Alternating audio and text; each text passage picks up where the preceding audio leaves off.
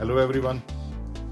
बहुत समय से दिल में एक तमन्ना थी कि ओरिजिन ऑफ यूनिवर्स पर अपने व्यूज, अपनी फ्लाइट ऑफ इमेजिनेशन शेयर करूं। ग्रेजुएशन के दौरान हम कार्ल सेगन, नील टाइसन की कमेंट्रीज, लेक्चर्स बहुत सुनते थे। हमारे पास अपने एमेच्योर टेलीस्कोप्स थे। आधे एमेच्योर एस्ट्रोनॉमर्स तो हम कई दोस्त बन ही गए थे अपने हॉस्टल्स की छतों पर। साई-फाई, मेटाफिजिक्स पर खूब डिस्कशंस होती थी। रिचर्ड बाक, आइजैक एसिमोव वगैरह खूब पढ़ते थे। ये हमारा फेवरेट पास टाइम होता था। और तो और ओरिजिन ऑफ यूनिवर्स पर हमारी अपनी आधा दर्जन हाइपोथेसिस थी। खैर, पर पिछले कुछ महीनों से जब भी सोचा कि इस टॉपिक पर वीडियो बनाऊं, तो मन में ख्याल आया कि who the heck am I to talk on cosmology? Am I a PhD in astrophysics और what? I am barely literate in that field. फिर सोचा, मैंने कौन सा कोई साइंटिफिक पेपर लिखना है या हाइपोथेसिस का मैथमेटिकल प्रूफ देना है। बिसाइड्स, साइंस फिक्शन राइटर्स सारे कहाँ साइंस स्कॉलर्स होते हैं। फिलिप के डिक, रे बैडबरी, एच.जी. वेल्स और ना जाने कितने बड़े नाम इस बात के एग्जाम्पल्स हैं, जो अपने साइंस फिक्शन सब्जेक्ट्स की फील्ड में क्वालिफाइड नहीं थे, पर जिनकी इमेजिनेशन ने साइंटिस्ट तक को सोचने को मजबूर कर दिया और सारी दुनिया को मेस्मराइज। और फिर याद आया कि आइंस्टाइन ने तो खुद कहा था कि imagination is more important than intelligence. ये लाइन आइंस्टाइन ने ऐसे ही कह दी होगी या ही रियली मेंट इट?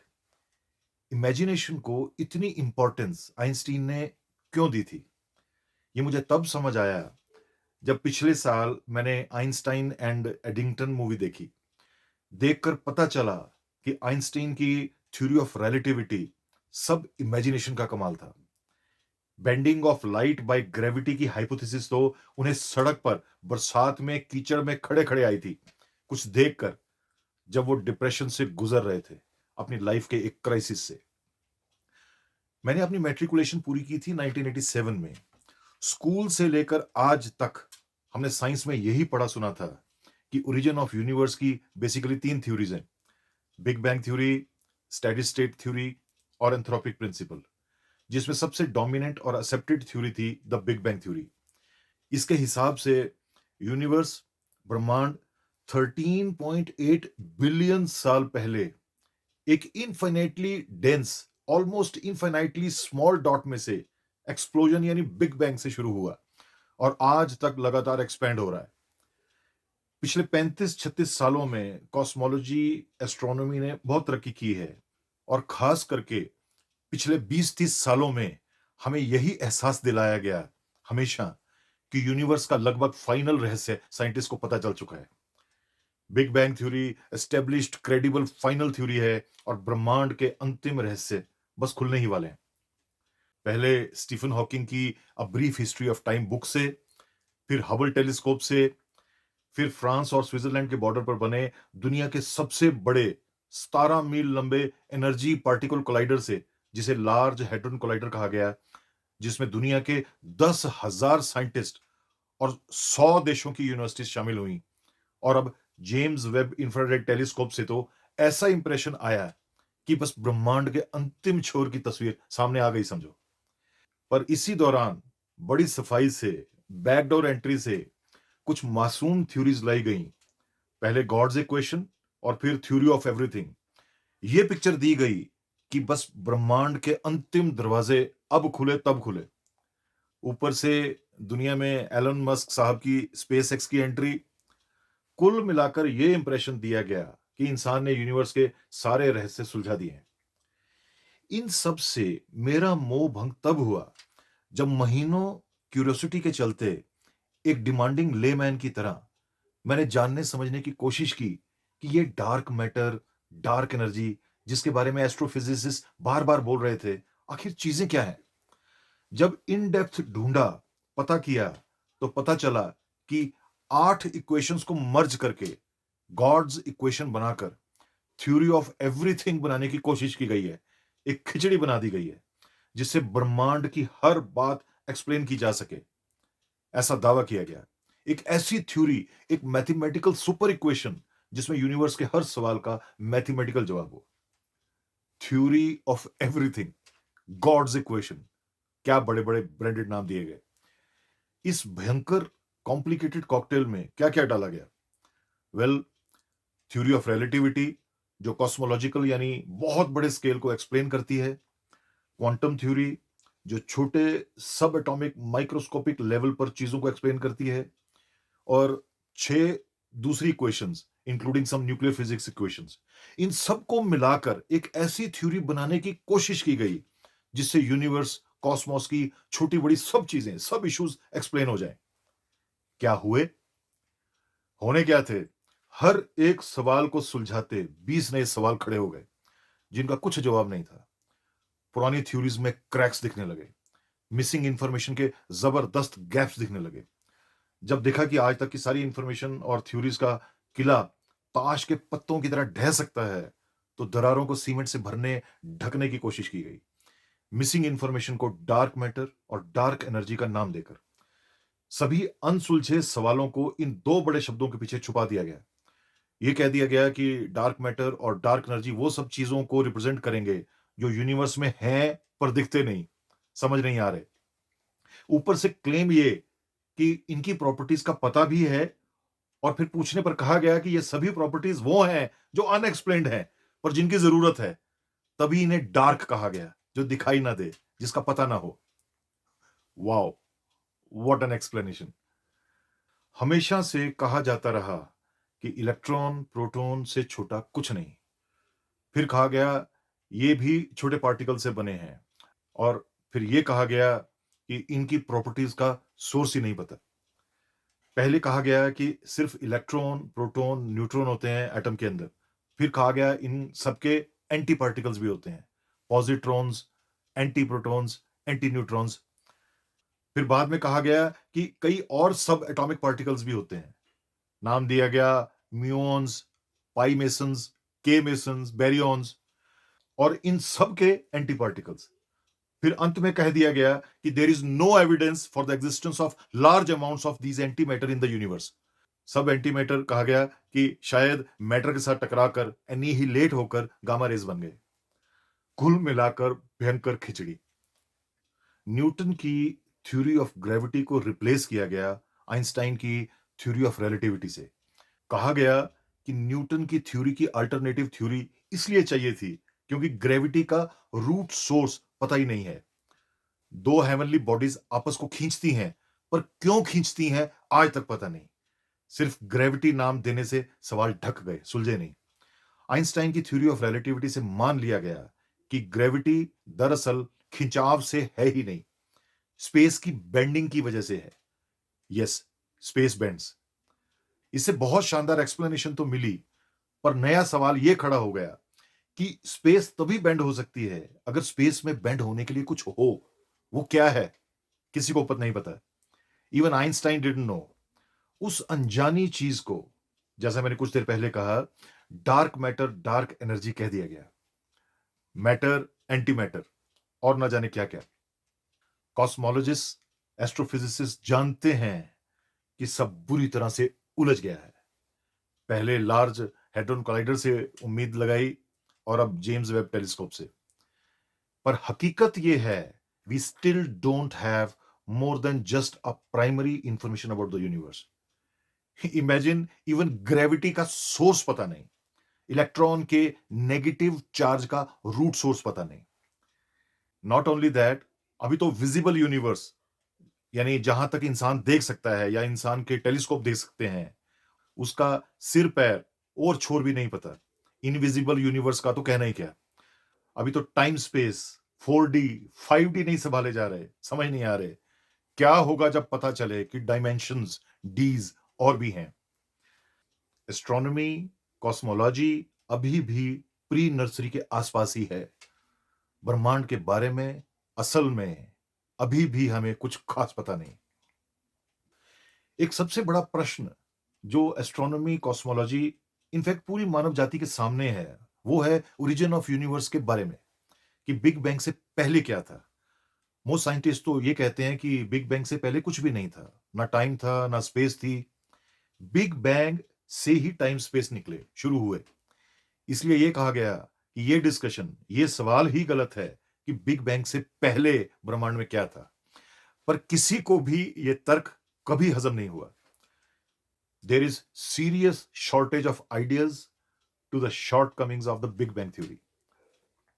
पर इस टॉपिक पर कुछ सांस, कुछ फ्रेश ताजा हवा तब आई जब अभी कुछ साल पहले ही इटली की यूनिवर्सिटी ऑफ बेलोनिया के फिजिक्स एंड एस्ट्रोनॉमी डिपार्टमेंट के एसोसिएट प्रोफेसर फ्रैंको वाजा और इटली की ही यूनिवर्सिटी ऑफ वेरोना के डिपार्टमेंट ऑफ न्यूरोसर्जरी के एसोसिएट प्रोफेसर और न्यूरोसर्जन डॉक्टर एल्बर्टो फेलेटी ने मिलकर अपनी एक स्टडी पब्लिश की 2020 में, जिसमें उन्होंने शेयर किया कि उनकी स्टडी के मुताबिक ब्रह्मांड की संरचना इंसान के दिमाग की संरचना से शॉकिंगली मिलती है। They said they had found remarkable similarity between cosmic web and neural networks in our brain. Frontiers in physics में छपी उनकी स्टडी में उनका कहना है कि यूनिवर्स और ह्यूमन माइंड का आर्किटेक्चर सेम है। ये कोई कोइंसिडेंस नहीं लगता।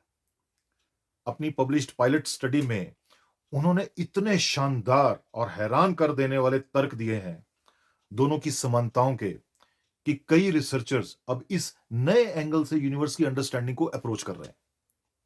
फादर ऑफ क्वांटम मैकेनिक्स कहे जाने वाले German Austrian Nobel prize winning physicist Erwin Schrodinger, जिनके नाम पर उनकी पोस्टुलेटेड श्रोडिंजर वेव इक्वेशन मशहूर है, सारी उम्र वो कहते रहे कि वो मानते हैं कि पूरा ब्रह्मांड एक माइंड है। All universe is one mind. Everything else, every Galaxy is small part of that brain which make that brain function. ब्रह्मांड में हर आकाशगंगा, उसके सारे stars, planets, satellites, asteroids, heavenly bodies, intergalactic matter, dust वगैरह उस एक दिमाग की फंक्शनिंग के छोटे छोटे फंक्शनल हिस्से हैं। वैसे भी अगर आप गौर करें, हर सो कॉल्ड जीवित चीज, लिविंग थिंग, अल्टीमेटली छोटी छोटी नॉन लिविंग थिंग से बनी है। इसका मतलब है living thing is nothing but some sort of functioning systematic coordination of dead things. Schrodinger may be right after all about the whole universe being one giant functional mind. Trinity College Dublin में अपनी what is life book पर based lecture series में, in fact अपने सारे career में, Schrödinger ने बार बार कहा कि हमें ओरिजिन ऑफ यूनिवर्स और स्ट्रक्चर ऑफ यूनिवर्स को समझने के लिए नया सोचने की जरूरत है। साइंटिफिक रियल में रहते हुए मेटाफिजिक्स की हाइपोथेसिस और इमेजिनेटिव आइडियाज को वेलकम करना चाहिए। ईस्टर्न और वेस्टर्न फिलोसफीज को श्रोडिंजर ने बहुत स्टडी किया और साइंस के लिए उनमें से रास्ते, दिशाएं खोजते रहे। इंडियन वेदांतिक फिलोसफी का उन्होंने काफी अध्ययन किया।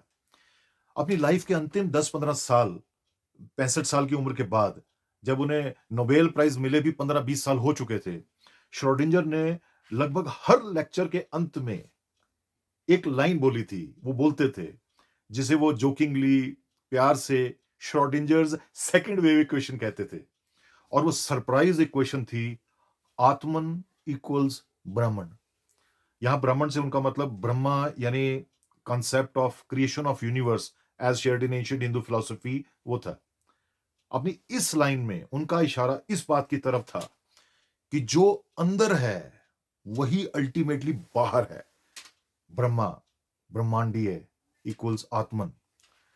एक नोबेल लॉरिएट अपनी एडवांस्ड एज में सोच में कहां पहुंच गए होंगे, सोचिए। सिख फिलॉसफी गुरबाणी में भी आता है कि जो ब्रह्मंडे सोई पिंडे, जो खोजे सो पावे। What's in the universe is inside the body, same. जो ढूंढेगा उसे मिल जाएगा। Aren't these all mind-numbing coincidences? So why are there no real breakthroughs in astrophysics? The issues, reasons are perhaps two. Number one, scientists are too ego-blinded to study scriptures and metaphysics. And second, philosophers and spiritual scholars are too impatient and fearful to participate in scientific scrutiny. एक बहुत interesting पर डरा देने वाली hypothesis है इसी से related, origin of universe की। Let me share with you. पर उससे पहले मेरा आपसे एक सवाल है। आप मुझे बताएं, आप दुनिया में ब्लास्ट होकर आए थे या पैदा हुए थे? आप कहेंगे ये कैसा सवाल है? पैदा हुए थे, पटाखे की तरह फटकर कौन पैदा होता है? Then what about the big bang theory? Why do we expect and think that the universe started with a big bang and was not born? वो शायद इसलिए क्योंकि अगर हम कहें कि यूनिवर्स पैदा हुआ था, बिग बैंग से नहीं, तो सवाल उठेगा कि किसने पैदा किया?